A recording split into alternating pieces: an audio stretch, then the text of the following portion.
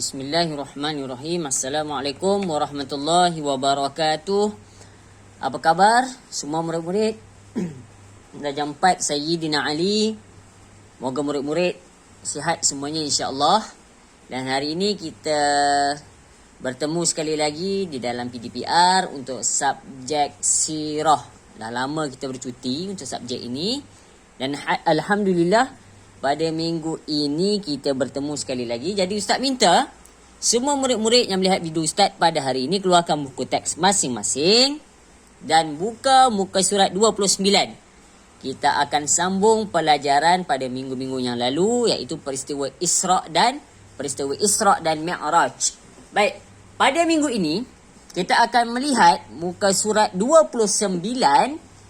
Kita akan sambung apakah yang berlaku kepada Nabi Muhammad sallallahu alaihi wasallam ketika peristiwa Isra' dan Mi'raj. Okey, kita dah belajar minggu-minggu yang lalu bagaimana Nabi menaiki seekor burung namanya burung Buraq yang ditemani oleh seorang malaikat yang diberi nama malaikat Jibril alaihi salam. Baik, untuk hari ini jom kita tengok muka surat 29. Apa yang kita nak fokuskan pada hari ini murid-murid semua? Apa yang kita nak fokuskan? Jom kita baca yang atas ni. Ketika Isra'. Okey, kita dah belajar apa maksud Isra'. Isra' itu ialah perjalanan Nabi daripada Mekah ke Palestin. Okey, di Baitul Maqdis. Okey, kita dah belajar dah pada minggu-minggu yang lalu Nabi menaiki seekor burung namanya burung Buraq.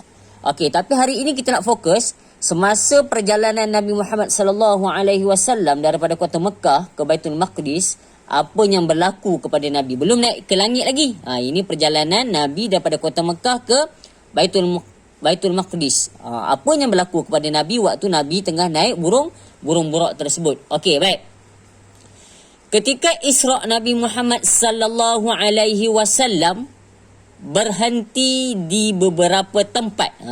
Waktu Nabi nak pergi Baitul Maqdis tu, naik burung Buraq tu, ada beberapa tempat yang Nabi berhenti. Okey, baik. Kita lihat yang pertama. Apakah tempat yang Nabi berhenti?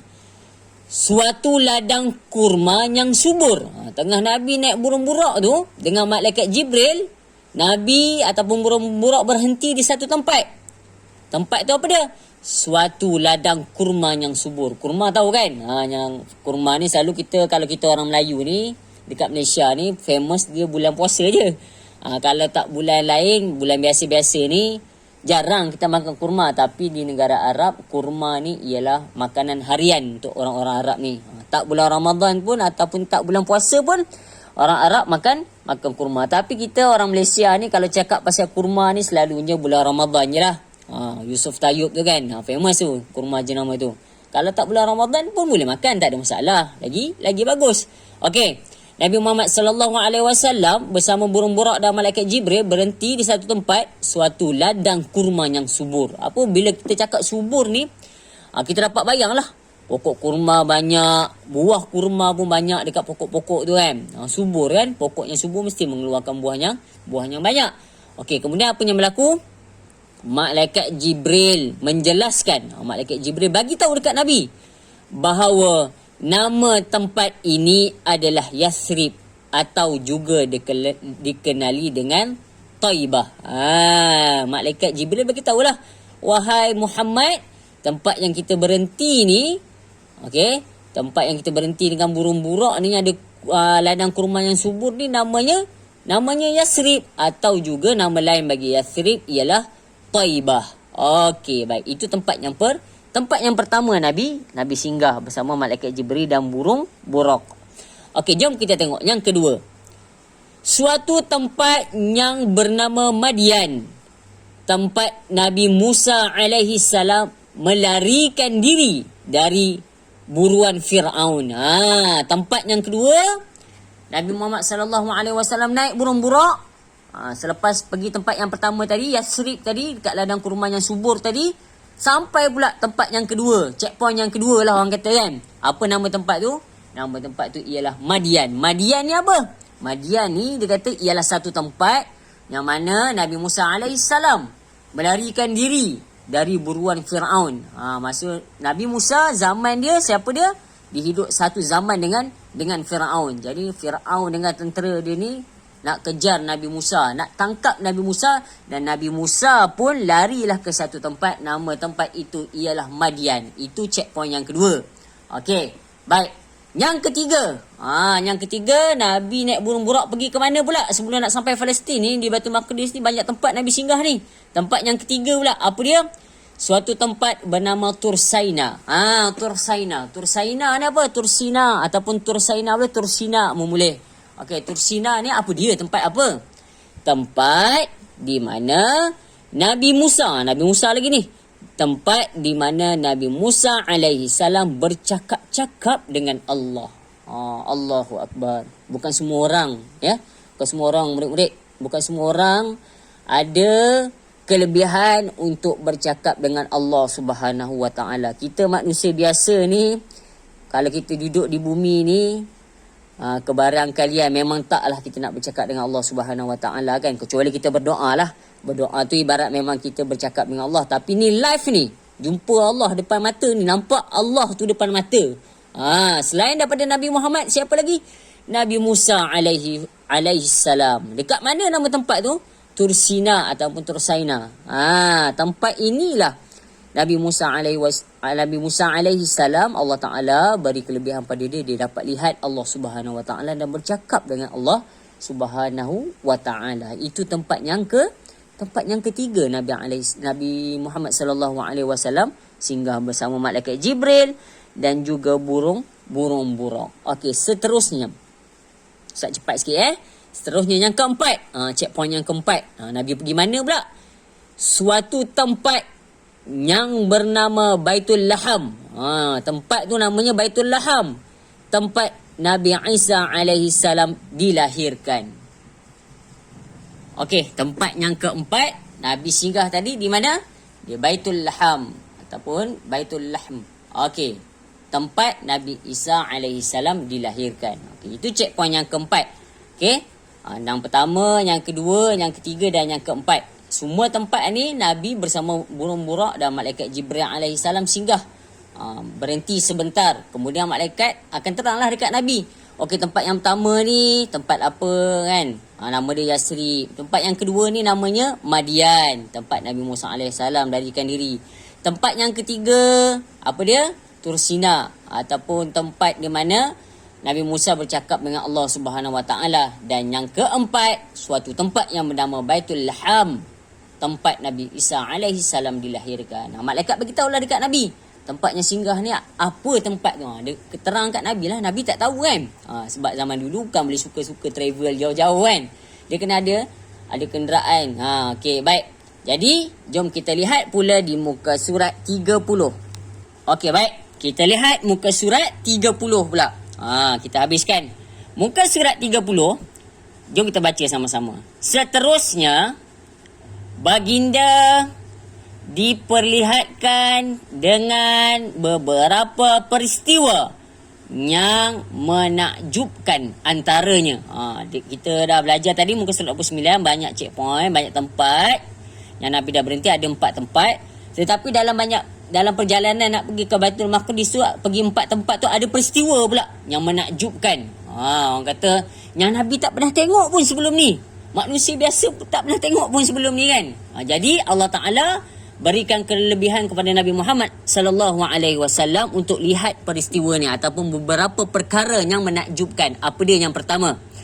Nabi Muhammad sallallahu alaihi wasallam diperlihatkan suatu kaum ataupun suatu bangsa yang bercucuk tanam dan terus menuai. Bercucuk tanam dan terus menuai ni selalunya macam ni lah. Kalau kita tanam pokok rambutan kan, kita tanam hari ni, adakah esok kita boleh terus makan buah rambutan yang kita tanam tu? Tentunya tak boleh kan? Dia mungkin ambil masa beberapa tahun untuk pokok tu membesar. Kemudian dia berbunga baru mengeluarkan buah. Mana ada orang tanam hari ni pokok rambutan, esok terus berbuah, tak ada. Ataupun tanam pokok durian. Sekarang musim durian kan? Tanam hari ni pokok durian, kecil lagi, tiba-tiba esok besar lah. Terus berbuah, durian gugur boleh makan. Tak. Tetapi peristiwa yang menakjubkan ni, Nabi diperlihatkan satu peristiwa yang mana satu kaum ataupun satu bangsa dia tanam pokok, esoknya terus berbuah, terus boleh makan.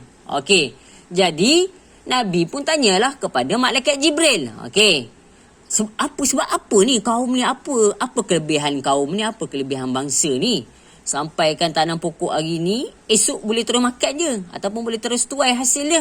Lalu malaikat Jibril cakap apa dekat Nabi?